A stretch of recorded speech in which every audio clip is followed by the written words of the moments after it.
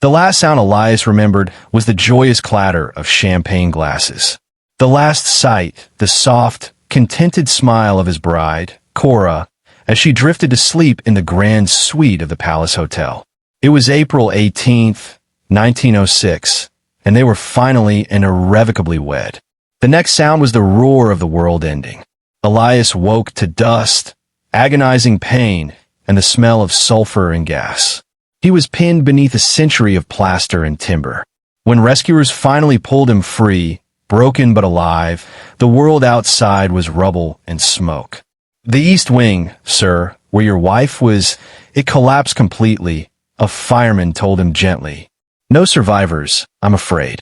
Elias stood among the ruins of San Francisco, a groom without a bride, the sacred vow, till death do us part, already cruelly invoked, hours after it was spoken.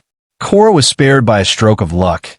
A panicked guest grabbed her hand and pulled her into a back stairwell minutes before the tremors hit, thinking it safer. They escaped the city in the chaos of dawn. Later, in a relief camp miles away, she found a list of the recovered and the missing. Elias's name was on neither. His section of the hotel had burned to ash. No identifiable remains were found. Till death do us part. The cruel silence confirmed his fate. Elias carried the weight of his promise like a heavy cloak. He left the broken city and, eventually, a decade later, found purpose and service during the Great War. He never looked at another woman in earnest. He was a husband, separated not by choice, but by the violence of the earth itself.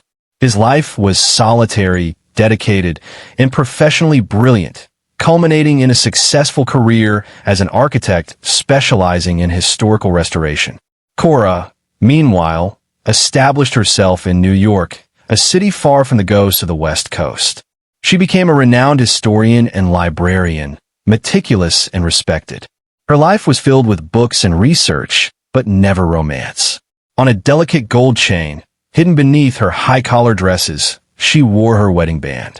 The vow was unbroken, the ghost of a marriage her most sacred possession. The calendar read 1968.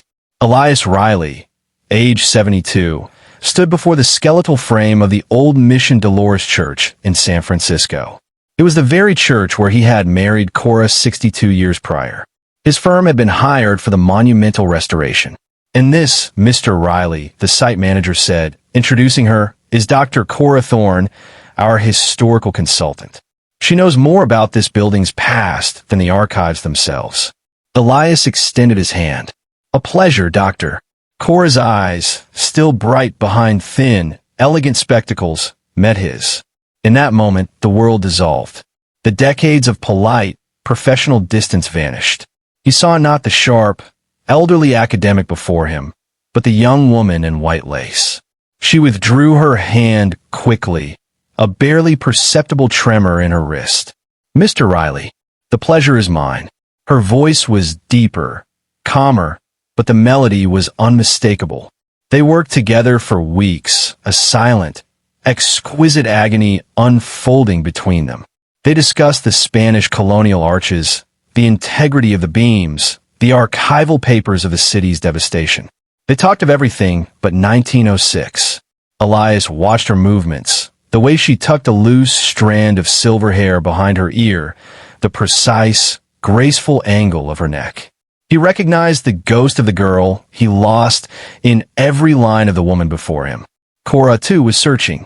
Elias carried himself with a military precision he hadn't possessed as a young man, and his hair was white instead of brown, but the severe, kind lines around his eyes were his. She often caught him staring at the crumbling foundation stones of the sanctuary, a haunted look in his gaze. One afternoon, Elias was inspecting the original cornerstone, sweeping away dust from the newly exposed stone. He froze. Etched into the granite, barely visible, was a small, crudely drawn flower and a single letter, C. It was their secret.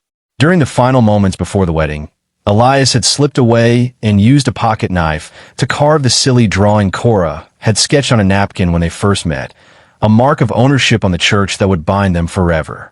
He knew. He looked up. Cora was standing in the doorway, her hands clasped tight. Cora, he whispered, his voice cracking, the name tasting like dust and eternity. She didn't move. She simply closed her eyes, and a single tear traced a path through the deep lines on her cheek. Elias walked to her, slowly, as if crossing a chasm decades wide. The flower. The sea. You were joking that I was claiming the whole church for you. Her eyes fluttered open. I thought you. I saw the lists, the fire. The words caught in her throat, decades of held grief finally surging forward. I never moved on, Elias. I carried the vow. She gently pulled the golden chain from beneath her blouse, revealing the band. He reached for her hand, his aged fingers tracing the thin gold on her neck. And he rasped, I dedicated my life to the memory of a love that was already complete, not knowing it was still alive. They stood in the quiet sanctuary, not as the 70-year-olds the world saw, but as the young bride and groom from 1906, finally reunited. They realized the horrifying, crushing truth. They had spent 62 years honoring a vow of loyalty to each other's ghosts, when the living hearts they sought were right here. The moment wasn't one of romantic passion, but of deep, profound grief for the stolen time, followed by an aching, tender confirmation of their identity. You're still my husband, Cora murmured, tears flowing freely now. And you, my wife, Elias replied, a peace settling over him that he hadn't known since the morning of the quake. They chose not to mourn the past, but to cherish the present. They moved in together, merging their separate, disciplined lives into a quiet, profoundly happy partnership. They finished the church restoration together, a lasting symbol of reconstruction and enduring faith. They had been separated by a catastrophe designed to destroy them, but the vow held true. Not because death had parted them, but because their love, simple and stubborn, had transcended the years, waiting patiently for the day they could finally keep their promise. Till death do us part. And now, finally, they would face that end together,